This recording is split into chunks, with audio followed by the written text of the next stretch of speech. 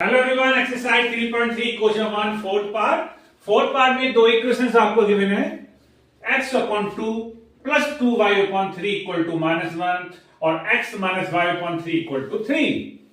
इन दोनों इक्वेशन को हम सॉल्व करेंगे एलिमिनेशन मेथड से। ओके, तो कैसे करेंगे? तो सबसे पहले हम देखते हैं क्या हमारी इक्वेशन सिंपलेस्ट फॉर्म में है या नहीं है। हमारी equation ax plus by equal to c की फॉर्म में है या नहीं है। नहीं है तो उसे सिंप्लीफाई करेंगे अकॉर्डिंग टू फॉर्म। कैसे? डिजिट राइट साइड में no problem, ax plus by को c की फॉर्म में है दोनों ही इक्वेशन, लेकिन सिंपलेस्ट फॉर्म में नहीं है, अपॉन में है। अपॉन में इक्वेशन सॉल्व करना थोड़ा सा हार्ड पड़ जाता है, तो थोड़ा सा इजी कर लेते हैं इन इक्वेशन को एलसीएम लेके। कैसे? देखिए, 2 और 3 का एलसीएम 6, 2 3 जा 6, 3 2 जा 2 टाइम्स गया 2 की इंप्लाई ऊपर की, तो 2 2 जा 4 कर दीजिए क्रॉस मल्टीप्लाई -6 इक्वेशन 1। इसको ले लीजिए 3 एलसीएम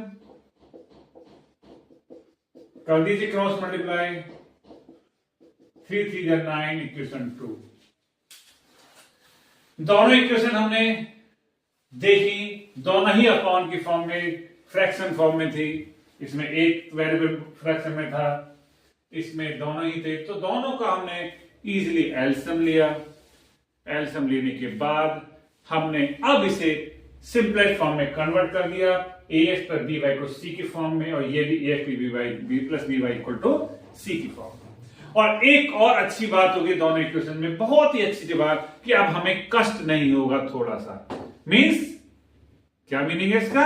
मीनिंग ये है कि जो दोनों इक्वेशंस में हमें एक वेरिएबल के मल्टीपल को सेम बनाना होता है, वो हमें यहां नहीं बनाना होगा, क्योंकि ऑटोमेटिक यहां x का मल्टीपल 3 है और यहां भी x का मल्टीपल 3 है, वो सेम ही आ गए। कोई मल्टीप्लाई नहीं करनी पड़ी किसी भी इक्वेशन में, तो ऐसा भी हो जाता है।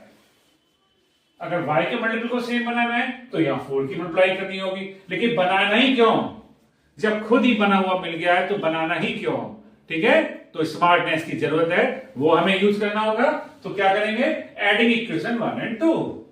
नो, एडिंग 1 और 2 नहीं करेंगे, क्योंकि दोनों जो डिजिट सेम है x की, वो दोनों के साइन सेम है। अगर जो डिजिट आपने सेम बनाई है या बनी हुई, यहां जैसे x के वेरिएबल है यहां पर, उसके मल्टीपल सेम है, अगर डिजिट उनके आ रही है सेम या आपने बनाई है और उनके साइन लाइक हैं, तो दोनों इक्वेशन को आपको क्या करना होगा?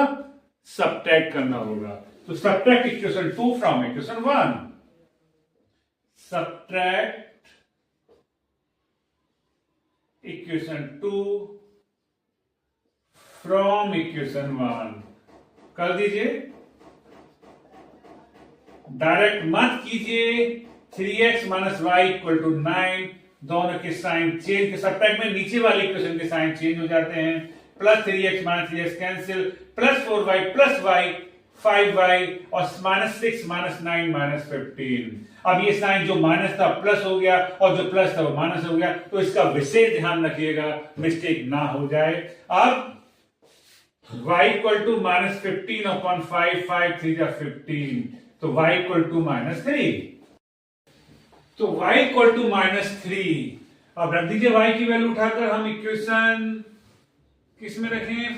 सेकंड इक्वेशन में रख देते हैं, फ्रॉम 2 रख दीजिए 3x माइनस y के प्लेस पर y की value -3 equal to 9, minus plus 3x equal to 9 minus 3, 3x equal to 6, और मल्टीप्लाई वाला कहां जाएगा? डिवाइड में। 3 1 जा 3, 3 2 जा 6, x इक्वल टू 2। तो hence x equal to 2 and y equal to -3। This is elimination method. तो मे बी समझ में आ गया होगा, तो बने रहिए हमारे साथ।